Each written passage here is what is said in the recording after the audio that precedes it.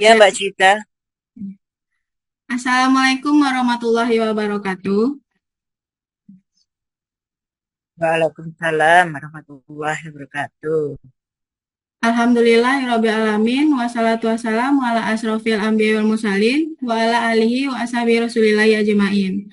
Puji syukur marilah kita panjatkan kehadirat Allah Subhanahu wa taala yang telah melimpahkan rahmat dan karunia-Nya kepada kita semua sehingga kita bisa diberikan kesempatan untuk mengikuti webinar pada hari ini dalam keadaan sehat walafiat. Salawat berserta salam tidak lupa pula kita sampaikan kepada Nabi kita yakninya Nabi Muhammad Sallallahu Alaihi Wasallam dengan hantaran kata Allahumma sholli ala Sayyidina Muhammad wa ala ali Sayyidina Muhammad. Baik yang terhormat kepada pimpinan Bravo Press beserta jajarannya dan yang terhormat kepada pembicara hebat kita pada hari ini yaitu kepada Ibu Andi Kurnia SPD IMPD yang telah hadir di room Zoom kita hari ini dan yang terhormat kepada Bapak Ibu yang sudah hadir yang menyediakan waktunya untuk hadir di webinar kita pada hari ini. Baiklah, saya Okti Juwita yang akan menjadi host pada webinar hari ini yang berjudul yaitu Critical Reading Skill for Student. Sebelum webinar kita dimulai, alangkah baiknya saya memperkenalkan pembicara kita pada hari ini terlebih dahulu ya Bapak Ibu. Ibu Andi Kurnia SPD MPD adalah Wakil Direktur Pondok Pesantren Darul Mahfuz. Beliau juga Ketua DWP Kemenak Kabupaten Mamuju Tengah. Beliau juga tenaga pendidik dan Dewan Marsyayikh di PPM Darul Mahfuz dan beliau juga seorang penulis dan editor. Benar ya Ibu? Kalau ada salah mohon dikoreksi ya Ibu. Betul, Mbak. Oke, baik. Sebelum Ibu Ibu Nia memaparkan materinya, ada sedikit informasi yang akan disampaikan kepada Bapak Ibu semua. Diharapkan kepada Bapak Ibu peserta webinar itu nanti mikrofonnya dimohon untuk di-mute dan kameranya di-on-kan. Jadi dan nanti jika ada sudah masuk ke sesi tanya jawab, saya akan mendahulukan kepada Bapak Ibu yang raise hand. Nanti jika tidak ada yang raise hand, maka akan saya bacakan pertanyaan Bapak Ibu yang ada di kolom chat. Baik, tanpa berlama-lama, kita persilahkan kepada pemateri kita pada hari ini, kepada Ibu Nia, dipersilahkan dengan segala hormat.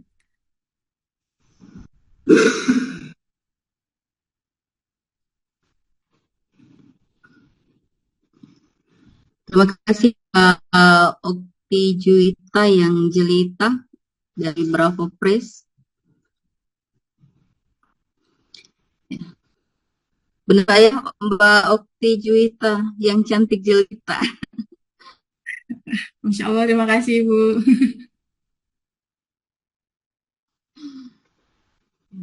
Bismillahirrahmanirrahim. Assalamualaikum warahmatullahi wabarakatuh.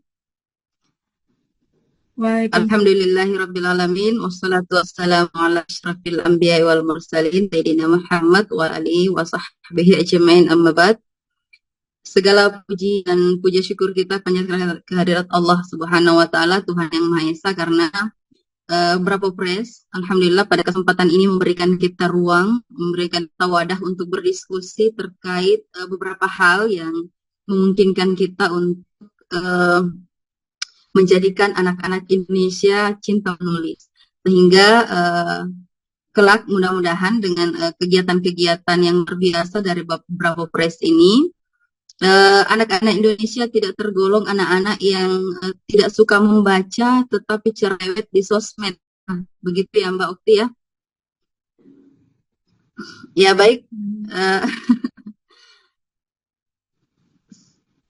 Yang terhormat Bapak atau Ibu ya, Ibu pimpinan Bravo Press.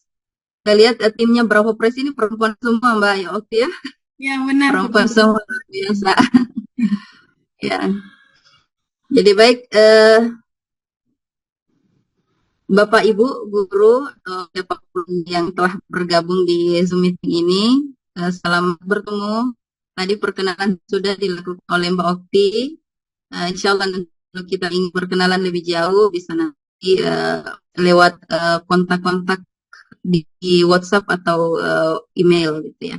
Baik, Bakti, kita mulai saja ya ke pembawaan materinya. Jadi ini adalah sebuah kebiasaan membaca yang kritis, ini merupakan keterampilan yang sangat penting bagi siswa untuk meningkatkan berbagai keterampilan berpikir seperti pemahaman, analisis, dan penalaran mereka dalam menanggapi informasi yang diterima. Melalui keterampilan membaca yang kritis, siswa ini akan mampu mencari informasi, mengidentifikasi kelemahan, atau dalam sebuah tulisan, serta siswa juga bisa merumuskan pendapat yang terbuka terhadap berbagai sudut pandang.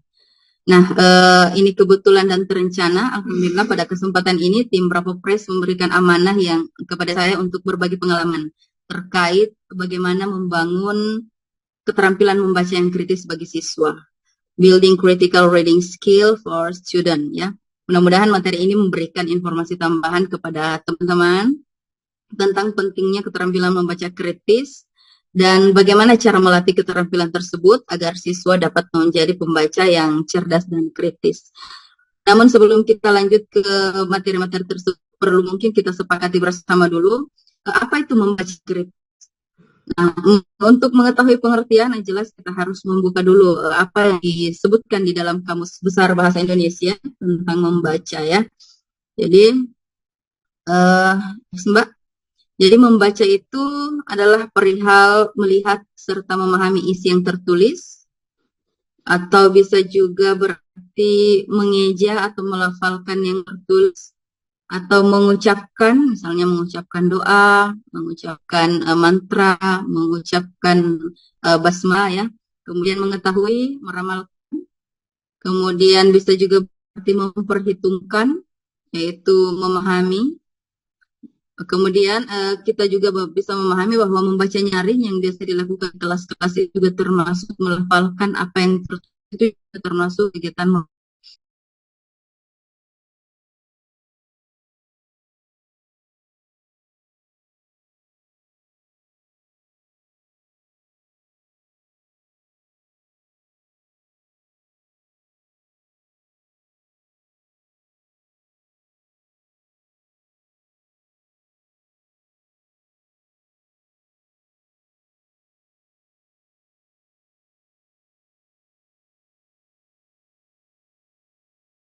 Mohon maaf Ibu, masih di mute Ibu. Ya, baik. Tadi keluar entah mungkin jaringan yang tidak bagus. Kalau ada yang tidak ada suara, Sudah Mbak ada Okti Ibu. dengar suara saya? Dengar Ibu. Oh ya, baik, terima kasih. Baik, kita lanjut. Ya, jadi selanjutnya mengenai kritis, ya, dalam Kamus Besar Bahasa Indonesia, kritis itu kan pertama bisa juga berarti gawat, darurat, gawat, ya. Namun dalam kaitannya dengan membaca kritik ini, kritis yang kita ambil di situ adalah bersifat tidak lekas percaya, bersifat selalu berusaha menemukan kesalahan atau kekeliruan, dan tajam dalam penganalisaan. Kemudian selain dari Kamus Besar Bahasa Indonesia, istilah membaca itu juga sudah ada disebutkan oleh dalam Al-Quran, dalam surah Al-Alaq ayat 1. Boleh dilanjut slide-nya, Mbak. Iqra bismi rabbikal ladzi khalaq. Ya, jadi dalam ayat ini Allah memerintahkan Nabi Muhammad untuk membaca, Iqra, membaca. Apa saja yang diperintahkan Allah untuk dibaca dalam surah Al-Alaq ini, ya, yang jelasnya yang pertama dibaca yang dalam bentuk tertulis, yaitu dalam Al-Quran, itu kita baca ayat-ayatnya. Kemudian selanjutnya yang perlu dibaca adalah ayat-ayat kauniyah seperti alam semesta ini. Itu perlu dibaca. Dibaca maksudnya itu adalah ditelaah, ditelisik lebih dalam, atau dipahami apa-apa yang ada di alam semesta ini. Kemudian untuk kata kritis tersendiri, ini bisa kita lihat di dalam surah Ali Imran ayat 190. Inna fi khalqis samawati wal ardi wa ikhtilafil laili wan nahar la ayatin liulil albab. Jadi sesungguhnya dalam penciptaan langit dan bumi serta pergantian malam dan siang terdapat tanda-tanda kebesaran Allah bagi orang-orang yang berakal. Nah, silakan kita baca ayat ini. Nah, kalau kita membaca ayat ini, dari penafsirannya itu dikisahkan bahwa saat ayat ini turun, Nabi Muhammad sempat menangis. Menangis karena turunnya ayat ini ya. Jadi turunnya ayat ini. Nabi Muhammad di sini diperintahkan untuk memikirkan pergantian adanya fenomena pergantian siang dan malam, adanya fenomena penciptaan langit dan bumi. Di situ Nabi Muhammad diperintahkan untuk membaca dan memikirkan apa makna-makna yang terkandung di dalam ayat-ayat itu. Makna yang terkandung di dalam fenomena yang muncul, yang diciptakan oleh Allah, seperti pergantian langit siang dan malam, adanya langit dan bumi yang terjadi secara teratur dengan menghasilkan waktu-waktu tertentu bagi kehidupan manusia. Dan ini fenomena ini merupakan satu tantangan tersendiri bagi kaum intelek ya, bagi kaum intelek yang beriman untuk memikirkan apa yang perlu diperoleh dari ayat tersebut. Baik, jika kita urai dari definisi-definisi tadi, dari pengertian-pengertian tadi, boleh lanjut Mbak. Kita bisa menggarisbawahi bahwa membaca kritis itu adalah satu proses ya. Jadi satu proses aktif dan reflektif dalam memahami dan mengevaluasi teks. Jadi membaca kritis itu, critical reading is an active and reflective process of understanding and evaluating text. Jadi membaca kritis itu adalah satu proses aktif dan reflektif dalam memahami dan mengevaluasi teks. Baik, membaca kritis juga bisa kita artikan sebagai, next Mbak, membaca kritis juga bisa kita artikan sebagai kegiatan mengkritisi bacaan dan berpendapat mengenai bacaan tersebut. Apakah informasi yang terdapat dalam bacaan sudah dianggap benar atau sesuai dengan isu yang berkembang, sehingga pembaca tidak hanya memahami isi dari bacaan saja. Boleh di next slide-nya Mbak. Next lagi. Ya baik, Bapak Ibu dimanapun berada, kemudian timbul pertanyaan kita, kira-kira apa sih yang membedakan antara membaca kritis dengan membaca biasa ya? Jadi membaca kritis ini melibatkan lebih dari sekedar membaca dan mendapatkan informasi, melainkan minimal melakukan 3 kegiatan. Jadi pembaca kritis minimal melakukan 3 kegiatan. Yang pertama menganalisis, kemudian yang kedua adalah menilai, evaluate ya, kemudian think about atau memikirkan apa yang dibaca dengan cermat dan mendalam. Contohnya, misalnya si Fulan membaca berita yang berjudul pentingnya modul di dalam kurikulum Merdeka. Yang diperoleh bagi pembaca biasa itu biasanya hanya sekedar mendapat informasi bahwa modul itu penting dalam kurikulum Merdeka. Sementara pada pembaca kritis, dia akan menganalisis informasi lebih dalam dan bertanya-tanya, kenapa harus modul? Lalu mengevaluasi apa keunggulan modul dibandingkan dengan RPP pada kurikulum 2013. Kemudian apa dampak dan positif dan negatif dari adanya modul tersebut, dan berbagai pertanyaan-pertanyaan lain yang bisa saja muncul ketika kita membaca sebuah artikel yang berjudul tentang pentingnya modul pada kurikulum Merdeka itu. Dan biasanya setelah itu si pembaca kritis biasanya akan menuangkan pemikirannya, apakah sepakat dengan modul atau tidak. Kalau misalnya pembaca itu sepakat dengan modul itu, maka dia pasti punya alasan kenapa modul itu penting. Demikian pula sebaliknya, apabila dia tidak sepakat dengan apa yang dituliskan oleh penulis di dalam bacaan itu, maka dia pun akan berpendapat kenapa sampai dia tidak sepakat. Baik, lanjut Pak. Selanjutnya Bapak Ibu, elemen-elemen penting ya. Jadi ada elemen-elemen penting di dalam membaca kritis itu yang perlu kita pahami bersama. Yang pertama adalah understand the context, yaitu memahami konteks. Jadi memahami latar belakang dan konteks penulis serta tujuan dari teks tersebut. Kemudian yang kedua adalah menganalisis struktur ya, yaitu mempelajari cara teks tersebut disusun untuk mendukung serta mendukung argumen atau poin-poin utama dalam bacaan tersebut. Selanjutnya elemen yang ketiga itu adalah argumen evaluation ya. Jadi mengevaluasi argumen, yaitu menilai validitas dan kekuatan dari argumen yang disajikan dalam teks. Kemudian mengecek fakta-fakta dan bukti-bukti dukung yang terkait dengan apa yang dibaca tersebut. Kemudian yang keempat adalah mengidentifikasi bias ya, mengidentifikasi bias atau menentukan apakah ada bias atau sudut pandang tertentu yang mempengaruhi tulisan-tulisan tersebut. Kemudian selanjutnya yang kelima adalah hubungan antar teks. Jadi hubungan antar teks ini atau intertextual relationship ini adalah menghubungkan ide-ide di dalam teks dengan ide-ide yang telah diketahui atau dengan literatur lain. Jadi melakukan hubungan apa yang menjadi ide dari penulis satu dengan penulis lain atau penulis-penulis yang pernah dibaca oleh si pembaca kritis. Kemudian yang terakhir adalah melakukan critical questions. Jadi memberikan pertanyaan-pertanyaan yang kritis, yaitu mengajukan pertanyaan-pertanyaan penting mengenai apa dan bagaimana teks itu mengatakan sesuatu. Baik, selanjutnya untuk secara umum ya, ini secara umum langkah-langkah dari membaca kritis itu. Jadi critical reading steps yang pertama itu adalah pratinjau teks. Jadi pratinjau teks.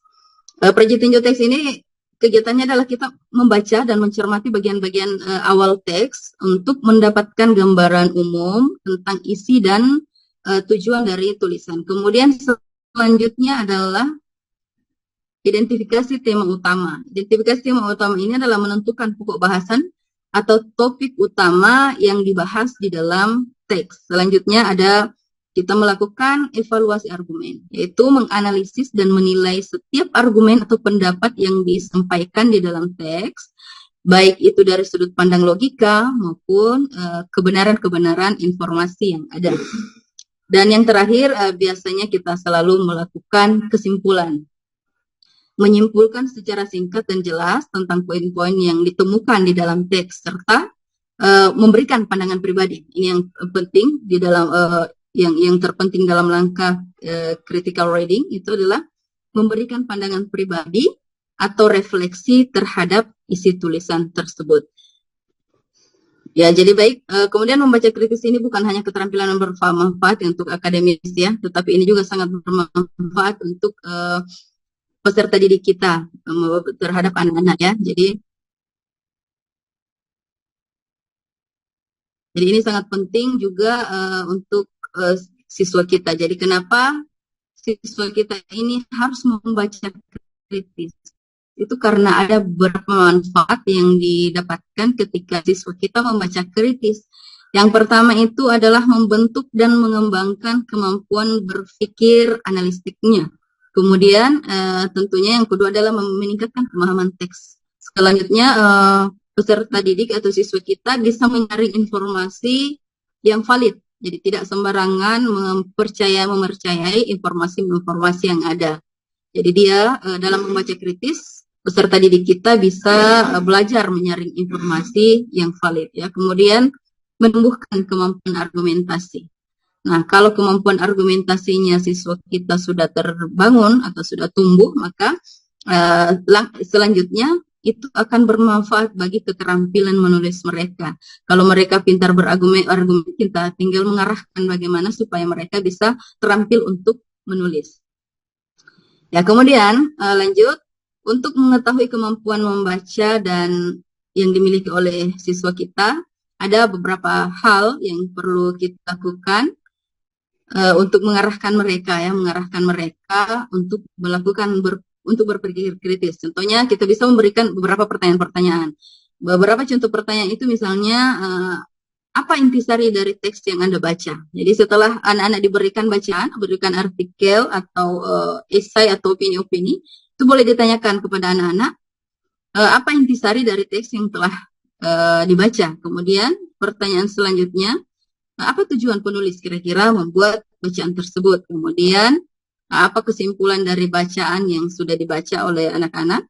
Kemudian yang terakhir jangan pernah dilupakan ini adalah eh, menggali sejauh mana mereka berpikir tentang apa yang sudah dibaca. Jadi boleh ditambahkan satu pertanyaan, yang contohnya itu adalah menurut Anda, apakah ada hal yang tidak Anda sepakati pada bacaan tersebut?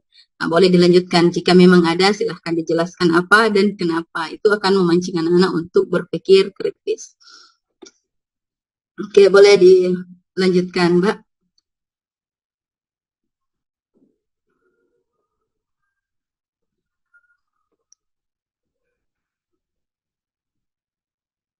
Ya, baik. Eh, untuk di slide terakhir ini slide terakhir. Mari Bapak Ibu kita coba bersama-sama untuk mengasah critical reading kita bersama, dan mungkin ini Mbak Oki ya, peserta boleh menuliskan di room chat kira-kira intisari, kemudian kesimpulan dan apa pendapat-pendapat mereka tentang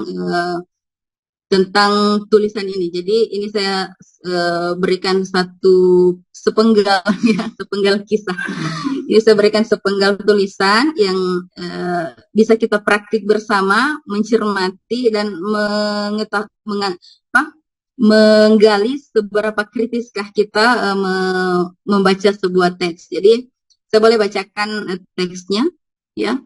Jadi sastra semestinya masuk kurikulum sekolah karena berperan penting dalam pembentukan karakter dan kemampuan berpikir kritis siswa. Dengan mempelajari karya sastra, siswa akan diperkenalkan pada berbagai nilai kehidupan, empati dan moral yang tercermin dalam cerita dan tokoh-tokohnya. Selain itu, analisis karya sastra memerlukan pemikiran kritis, kemampuan interpretasi dan pemahaman konteks sosial budaya yang mendalam, yang semuanya merupakan keterampilan esensial di era informasi dan komunikasi yang kompleks ini. Sastra juga dapat memperkaya kosakata dan keterampilan berbahasa siswa, membantu mereka menjadi komunikator yang lebih efektif. Dengan demikian, memasukkan sastra dalam kurikulum bukan hanya memperluas wawasan kultural, tetapi juga mempersiapkan siswa untuk menjadi warga negara yang lebih bijaksana dan kritis. Baik, silakan Bapak Ibu, di slide selanjutnya itu ada contoh. Di slide selanjutnya ada contoh cara menjawabnya. Jadi pertama kita menentukan, coba bisa di next slide, Mbak. Ya, jadi silakan Bapak Ibu dituliskan di kolom chat intisari bacaan, bacaan tadi. Jadi ini boleh dicatat intisari bacaannya, kemudian tujuan penulis membuat bacaan itu kira-kira apa. Kemudian silakan buat kesimpulan dari bacaan tersebut, atau silakan Bapak Ibu memberikan argumen-argumen tambahan yang merupakan pemikiran kritis Bapak Ibu terhadap bacaan tersebut. Baik, untuk sementara demikian saja penyampaian saya pada hari ini, Mbak Okti. Mudah-mudahan bermanfaat, dan sebelum masuk tanya jawab, mungkin teman-teman di Zoom Meet ini bisa diberikan kesempatan dulu untuk mencari jawaban dari apa yang tertera di layar kita ini. Demikian, wallahul taqwa wal hidayah. Wallahul muwaffiq ila aqwamit thoriq. Wassalamualaikum warahmatullahi wabarakatuh. Saya kembalikan ke Mbak Okti Jelita. Waalaikumsalam warahmatullahi. Oke, baik. Terima kasih kepada Ibu Nia atas materi yang telah disampaikan. Materi itu akan menjadi informasi baru bagi kita semua dan sangat bermanfaat. Terima kasih banyak ya Ibu.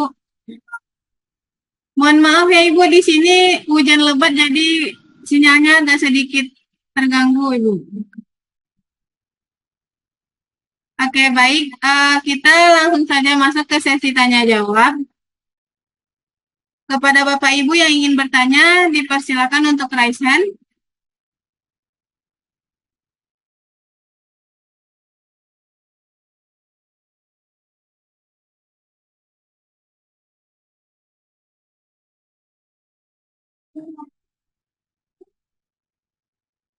Oke, baik. Sepertinya tidak ada yang raise hand, Ibu. Jadi izin baca yang di room chat saja ya, Ibu.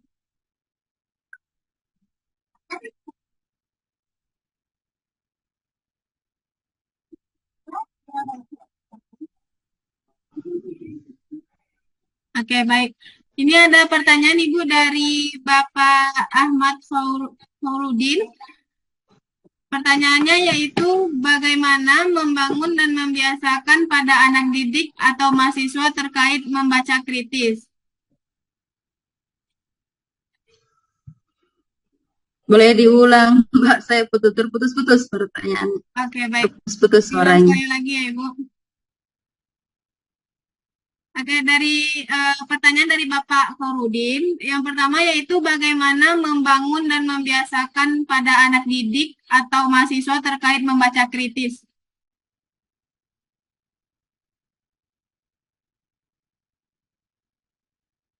Bagaimana Ibu? Apa sudah terdengar?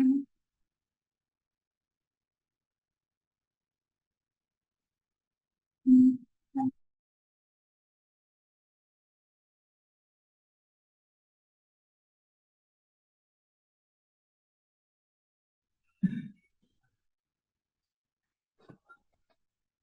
Saya ulang pertanyaannya, Mbak ya. Oke, Bagaimana membangun dan membiasakan peserta didik dalam membaca kritis, begitu Mbak ya? ya benar Ibu. Langsung dijawabkan Ibu. Oke, boleh. Oke, baik. Jadi dalam membaca kritis saya, oke boleh ya, dari Pak siapa tadi, Pak Udin, Pak Fahrudin ya. Saya cuma membagi pengalaman saya saja terkait membangun kebiasaan membaca kritis anak-anak ya. Itu biasanya berarti kita melakukan biasanya itu di dalam kelas. Terdengar Mbak?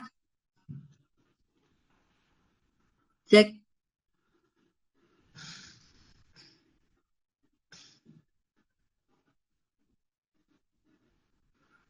Mbak Okti, Bagaimana Ibu? kedengaran atau masih Terdengar Ibu. terputus-putus kah atau terdengar?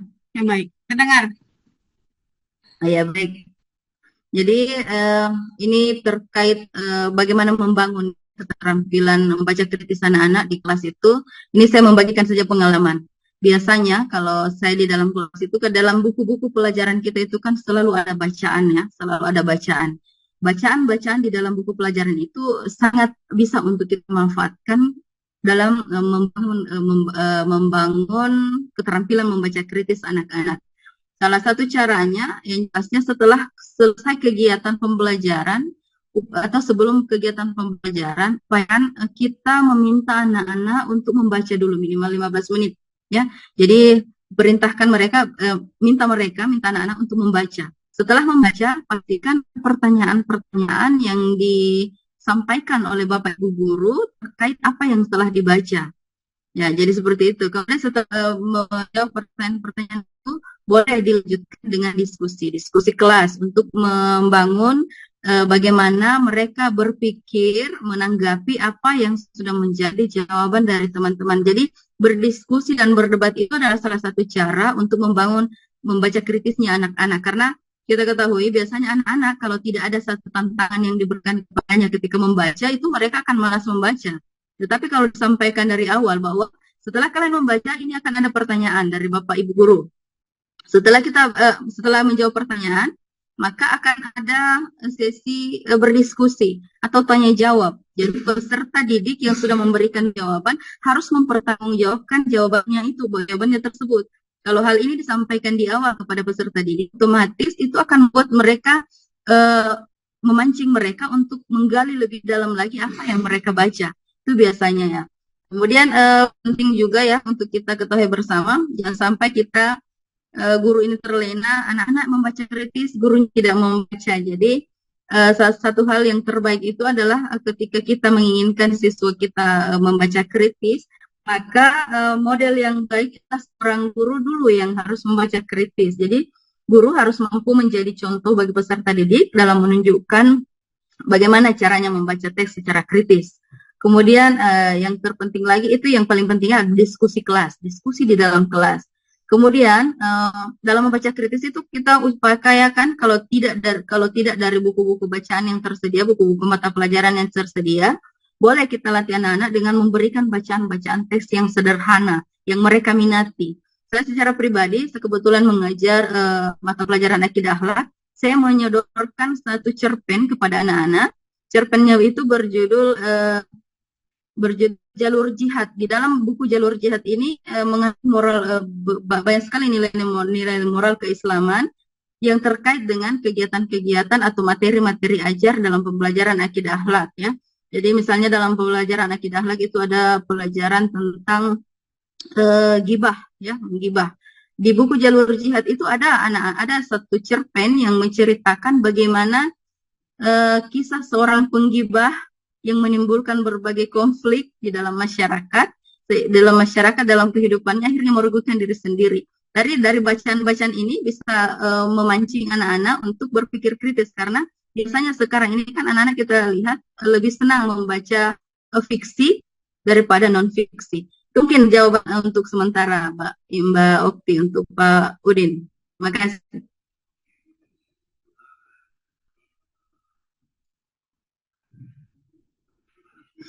Oke, baik. Terima kasih Ibu atas jawabannya. Selanjutnya yaitu kepada Bapak Modi Rondonu, dipersilahkan. Baik, terima kasih Mbak. Ya, senang boleh berada di ruang webinar ini. Senang juga karena boleh mendapat banyak pengetahuan dari Ibu Andi, ya. Bu, saya mau tanya, bagaimana kita memotivasi dulu, ya, memotivasi anak didik kita yang memang tidak tertarik untuk membaca. Tapi anak ini pinter, dia pendekatannya lebih ke arah audio, ya, audio visual. Tapi kalau untuk membaca itu dia sangat ya, kayaknya di sini dia agak malas gitu. Nah, apalagi mau mendorong dia untuk membaca secara kritis, ya. Nah, ini mungkin Ibu punya tips sehingga bisa membantu kami, ya, supaya yang paling penting kan dalam pembelajaran kelas, anak-anak itu mengerti dengan apa yang akan kita sampaikan. Gitu. Tapi juga mungkin Ibu punya pengalaman bagaimana untuk anak-anak ini yang memang agak sulit diajak untuk membaca. Itu aja, Bu. Terima kasih.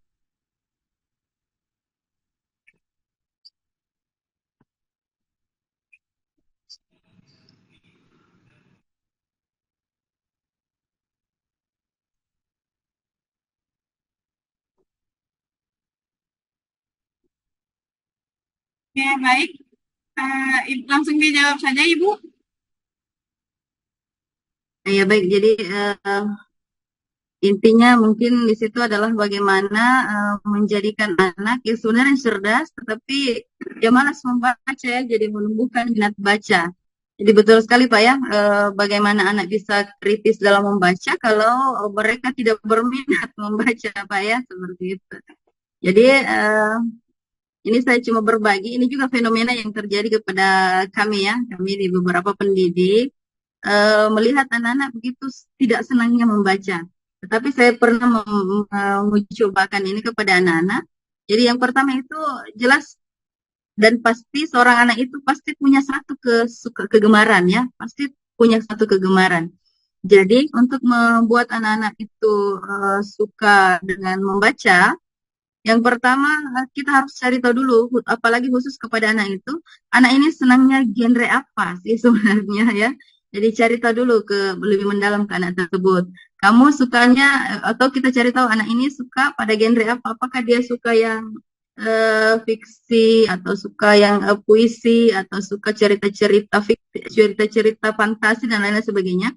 Awal-awalnya memang itu kita perlu membuat mereka dulu mencari tahu apa yang mereka suka, ya. Jadi ikuti apa yang mereka inginkan. Kalau dia suka fantasi, maka sodorkanlah kepada dia tentang buku-buku tentang fantasi. Jadi itu awalnya. Jadi awalnya adalah mengikuti kemauannya. Kemudian selanjutnya setelah mereka sudah terbiasa membaca, maka berikanlah teks-teks yang lain yang bisa kira-kira mengarahkan anak-anak itu untuk lebih senang membaca.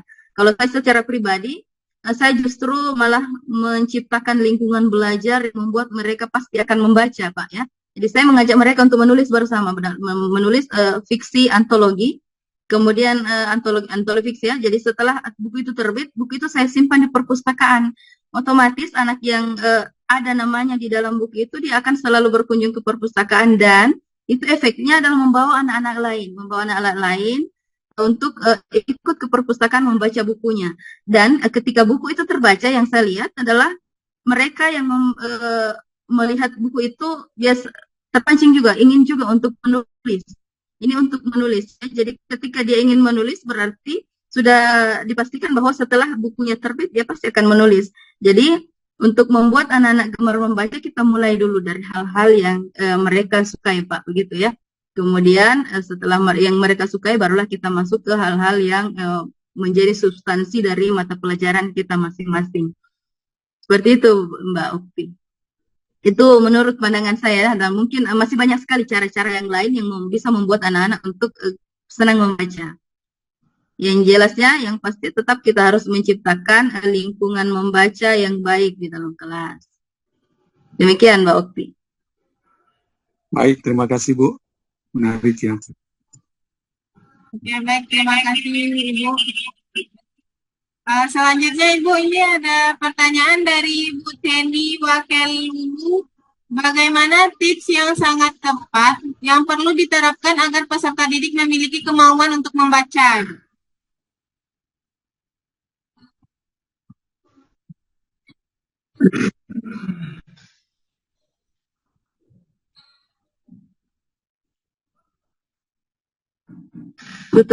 Terputus-putus, Mbak. Sekali lagi, bagaimana tips? Saya bacakan sekali lagi ya Ibu. Bagaimana tips yang sangat tepat yang perlu diterapkan agar peserta didik memiliki kemauan untuk membaca? Jelas Ibu suara saya? Ya, baik. Jelas, Mbak. Jadi bagaimana tipsnya ini sebenarnya mirip pertanyaan, ya, sebenarnya mirip pertanyaannya Bapak tadi ya, tips membuat mereka tertarik membaca. Ya sebenarnya tergantung sama anak sih sebenarnya. Jadi yang pertama itu buat dulu mereka bahagia. Kalau mereka sudah bahagia, mereka sudah senang, itu otomatis mereka apapun yang disodorkan mereka akan baca. Mereka akan baca. Kemudian libatkan mereka di dalam kegiatan-kegiatan membaca. Ya, kemudian selain itu penting juga bagi kita guru-guru untuk menyiapkan atau membuat satu program rutinitas membaca di dalam kelas. Misalnya setiap hari kita harus membaca 15 menit sebelum memulai pembelajaran pertama. Otomatis itu anak-anak dengan sendirinya akan tergerak hatinya untuk membaca ya. Nah, itu yang saya rasakan selama ini. Jadi dan intinya tips itu tidak ada tips paten ya Bapak Ibu ya, tidak ada tips paten, itu semua tergantung pada kondisi anak. Bagaimana anak itu, apa yang menyebabkan anak itu tidak suka membaca, kan itu banyak sekali hal-hal yang mempengaruhi. Jadi kita kembali melihat anak itu sendiri. Tapi yang secara umum tipsnya itu ya yang jelasnya berikan mereka dulu bacaan-bacaan yang mereka senangi. Ketahui genre apa yang mereka sukai, sehingga setelah mereka membaca itu biasanya sudah bisa diikuti dengan bacaan-bacaan yang lain. Demikian Bapak Ibu.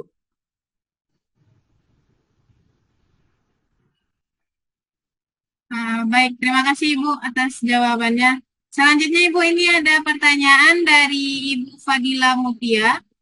Apakah membaca kritis sudah bisa diterapkan untuk anak usia dini yang baru saja pintar membaca? Seperti itu Bu, jawab. Iya, sangat boleh, sangat memungkinkan Bu ya.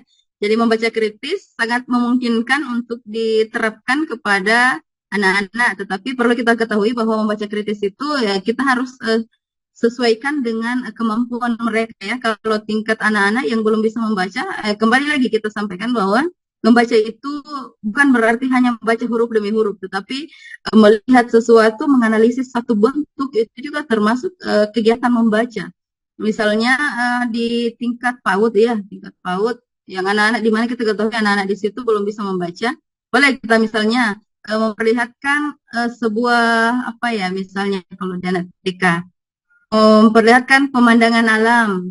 Kemudian di alam itu tiba-tiba ada singa yang berteman dengan kucing, berteman dengan apakah yang di situ. Pokoknya dalam tampilan-tampilan gambar itu ada hal-hal yang kalau kita mau mendesain gambar untuk anak-anak berpikir kritis, yang mendesain gambar ini harus tahu bahwa ada satu hal, ada satu tempat, atau ada satu makhluk, atau misalnya kalau misalnya binatang-binatang, ada satu binatang yang ketika berdekatan itu pasti akan berkelahi atau akan ada istilah makan dan dimakan.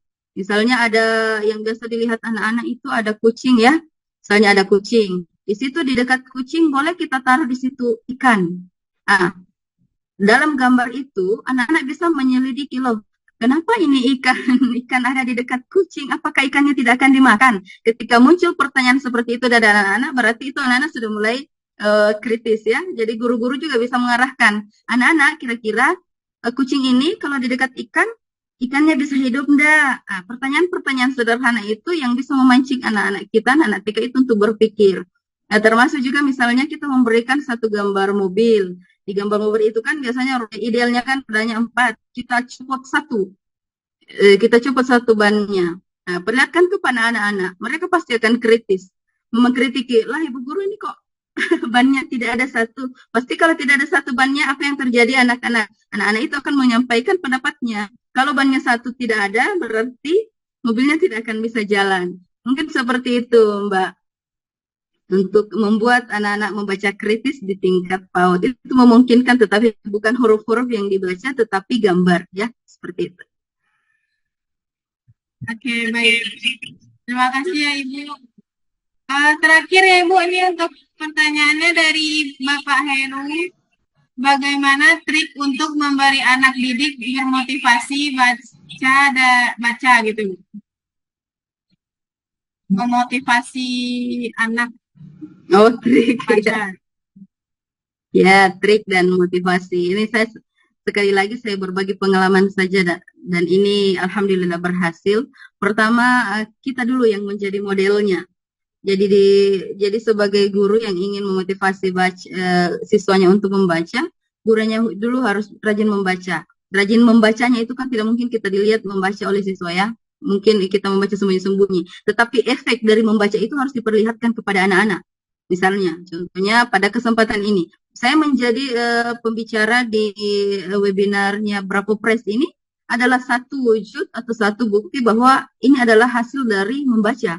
Kalau kita tidak membaca, kita tidak akan bisa seperti ini. Menjadi seorang guru yang sukses, itu tidak akan bisa menjadi guru yang sukses kalau tidak membaca. Jadi perlihatkan hasil dari membaca kepada anak-anak. Jadi anak-anak itu kan suka ya. Kalau yang saya lihat sekarang ini, anak-anak dilemanya itu masalahnya itu adalah sukar berbicara di depan umum ya. Jadi public speakingnya itu kurang. Nah, salah satu motivasi saya kepada mereka adalah membaca. Kalau kita banyak membaca berarti kita bisa berbicara. Kita bisa berbicara karena ada yang pernah kita baca. Kemudian terkait dengan menulis pun demikian. Kita bisa menulis karena kita pernah membaca. Kalau kita tidak bisa membaca, maka tidak akan mungkin akan sulit untuk menemukan tulisan-tulisan ya. Jadi trik-triknya dan bagaimana mengajak anak-anak itu ya kembali ke kita. Perlihatkan efek-efek baik dari hasil dari membaca. Demikian, Mbak. Oke, baik. Terima kasih Ibu atas jawabannya dari pertanyaan-pertanyaan Bapak Ibu semuanya. Karena yang sesi tanya jawabnya sudah 5 orang, jadi nanti yang bagi Bapak Ibu yang ingin bertanya kepada Ibu Nia, nanti boleh di chat pribadi saja ya Ibu. Boleh, boleh. Oke, baik. Terima kasih ya Ibu. Nah,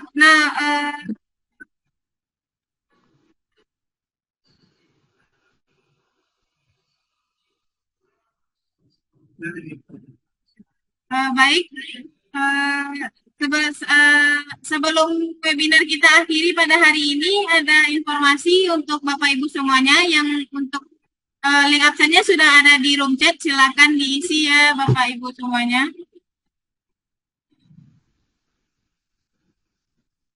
Apakah suara saya terdengar Bapak Ibu? Dengaran. Sekali lagi, kepada Bapak Ibu yang ingin mengisi absen bisa diisi di absennya sudah ada di room chat kita.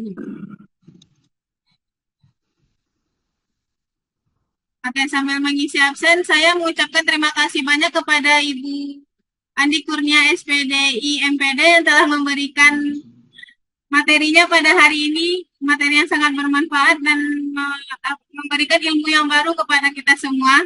Terima kasih banyak ya Ibu. Terima kasih banyak juga kepada Bapak Ibu yang telah hadir kembali Mbak Okti. webinar kita pada hari ini. Teman-teman bisa memperoleh akan kita kirim pulang link absennya ya Bapak sangat Ibu. sedikit ini yang bisa kita berikan pada hari ini. Oke, terima kasih banyak ya Ibu. Oke, baik.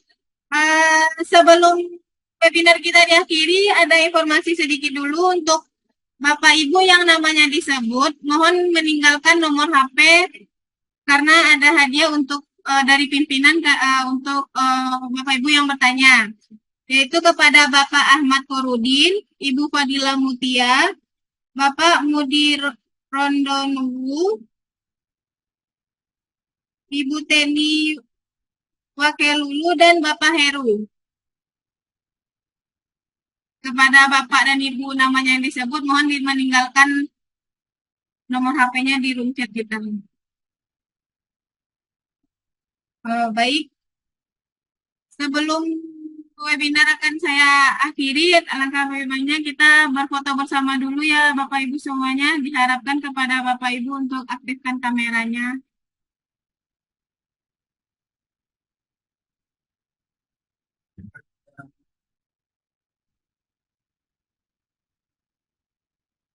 Oke.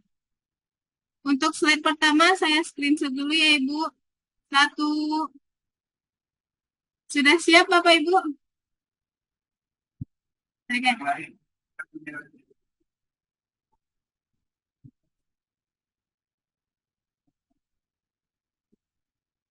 Untuk slide pertama 1, 2, 3.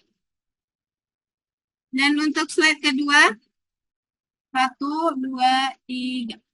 Oke, sudah. Absennya sudah diisi Bapak Ibu? Ya. Oke. Baik, untuk sertifikat nanti akan diberikan di hari Selasa melalui link yang akan dikirimkan di grup WhatsApp ya Bapak Ibu semuanya. Dan untuk rekaman Zoom pada hari ini akan bisa didapatkan di link YouTube kita, nanti akan disebarkan juga di link grup WhatsApp. Nah, baiklah, saya sebagai Okti Juwita sebagai moderator, jika ada kesalahan mohon dimaafkan. Saya akhiri, wabillahi taufiq walhidayah. Wassalamualaikum warahmatullahi wabarakatuh. Selamat siang. Waalaikumsalam warahmatullahi wabarakatuh. Terima kasih Bu Terima Kurnia. kasih Mbak Okti. Terima kasih Bravo Press. Terima kasih Kak. Salam Bravo Press, jaya selalu. Selalu acaranya. Mohon live dulu. Sampai jumpa minggu depan. Sampai jumpa minggu depan Bapak Ibu dengan materi yang beda-beda. Ya, terima kasih atas ilmunya Bu Andi. Izin keluar Bu. Sama-sama, Ibu.